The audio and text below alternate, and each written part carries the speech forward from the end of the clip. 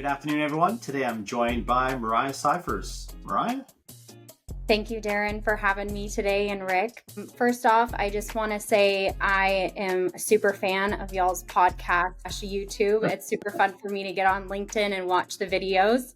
I'll give a quick introduction of myself. My name's Mariah Cyphers. I am an enablement specialist at Beamsoft, and I support our systems engineering team.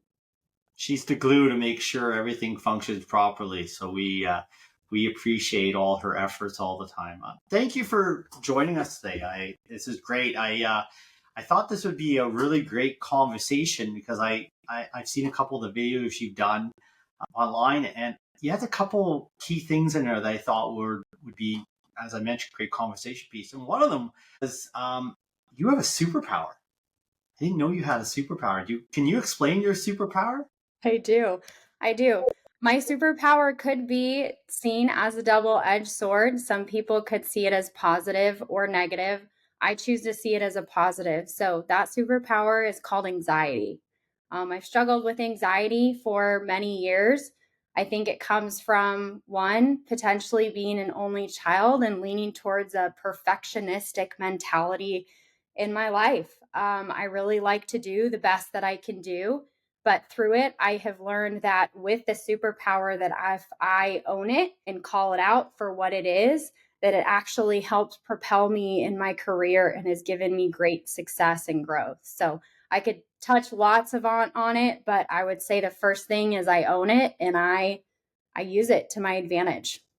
I love the spin on it. I've definitely had my moments of dealing with anxiety over the years as well. So it's near and dear to my heart. And I have a lot of friends that have had or are currently having issues with anxiety. I mean, I think it comes with, especially after coming out of COVID, I think it definitely ramped up for a lot of people. Yeah. And we're also in an industry, the IT industry, where it does come with a lot of pressure. And then that does bring out the anxiety. So I loved your approach on it, that it's a superpower. I've always thought that naming your anxiety is the best way, and talking to your anxiety is a great way to reinforce what you want and not letting the anxiety control you. So I do like how you've approached it as a superpower. I think it is a superpower, and I think it's all perspective in your head of how you want to deal with it. I also think you've had a little bit of an unfair advantage when it comes to anxiety and approaching it. And this, I think you have somebody in your family who actually helps work with this. Yes. My mom is a psychologist. So I grew up, all of the feelings in the house were always welcome.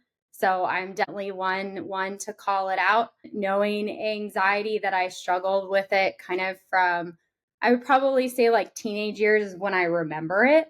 And specifically, I was a competitive cheerleader, and we'll touch a little bit on that. But just the drive for being the best that I can be in whatever I do is really what it stems from. And my mom kind of helped me open my eyes and say, like, hey, this is not necessarily a bad thing. And a lot of people struggle with it. And if you kind of reframe it, like you said, call it for what it is. So I was very, very blessed to be taught that from early on, but that might not always be everyone's story. No, it's a great point, and I through the conversations that I've had with you, I know you touch on a couple of really great points when it comes to anxiety. One is self-care, and making sure you organize your day. How you're a very organized person, which you have to be to manage a whole team of systems engineers.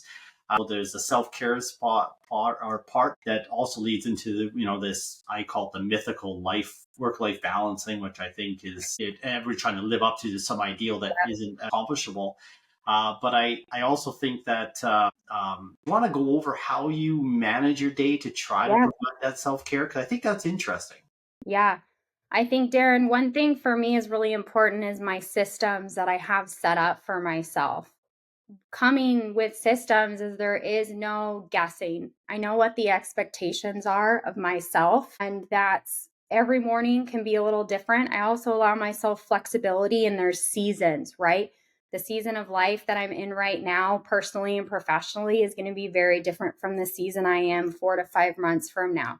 So I think that's a really big piece of this thing too.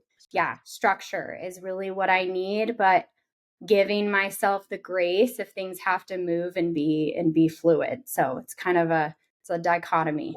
It's a very interesting perspective that you're having enough awareness to understand that where you're at today will be very much different to where you're at 4 or 5 months down the road. I also think, like, I've heard you talk about your calendar, how you Yep. self-care, you even schedule in that self-care, which and I also know that it's really interesting that you've been very, and I know I have not done a good job of this over the years, is being upfront about what we require to make sure that we're happy, successful in our jobs. And sometimes that is, I've had anxiety about putting stuff in my calendar where somebody's going to look at it and go, that's not important. That you actually put stuff right in your calendar, marking off Mariah time. I'll call it Mariah. I actually did that today. The best time really for me is Friday afternoon. It's kind of quiet. I've got most of my work done for the week, and I just always take time and say, what do I need to get done this next week? I don't put all of my personal things in the calendar, but blocking lunch off or blocking breaks or blocking time to, go feed my dog lunch. While someone could say that's not as important as a meeting with a VP, to me it is. So taking that time to refill myself, because if I don't, what happens is I get burnt out and I will operate off of a place of anxiety and lack of, instead of operating from a heart and mind of I am fulfilled, I am here, and I am present with the work and the job that I'm doing. So taking the time back, I'll block off. I've got Pilates, I've got CrossFit, I've got whatever it is in my personal life. I take that time also to do other certifications for myself. So that gets blocked off right on my calendar. While sometimes, like you said, Derran, you're like, don't look at it. Someone might not think of it as valuable. But if it's valuable to you and they're supportive to you and your career, then they should be. I think that's a key thing. I think that's one of the biggest things I've known or really realized coming over to Veeam is that the culture is so supportive to bring out the best in everybody. Where, other organizations, somebody might be questioned for saying, I'm taking lunch, like such a simple thing that we're all entitled to. But if you actually put lunch in your calendar, you might have somebody say, what do you mean you're taking lunch? Yeah, you got to be more flexible. So I do see that, the culture is really great here. It supports it. And I love that you're so forthright and putting out there what you require to be successful, which ultimately is going to mean that the company you work for is going to be successful. And I think the biggest reason I want to have this conversation, and I wanted to have this conversation, and I continue to want to have more conversation about anxiety, is that I want to normalize the conversation about mental health and anxiety. Everybody should feel comfortable to bring up the fact that they have had anxiety. Anxiety, to your point, could be a superpower, but anxiety is there for a reason. It is telling us, our bodies, our minds, something is wrong. It's up to us to interpret it. So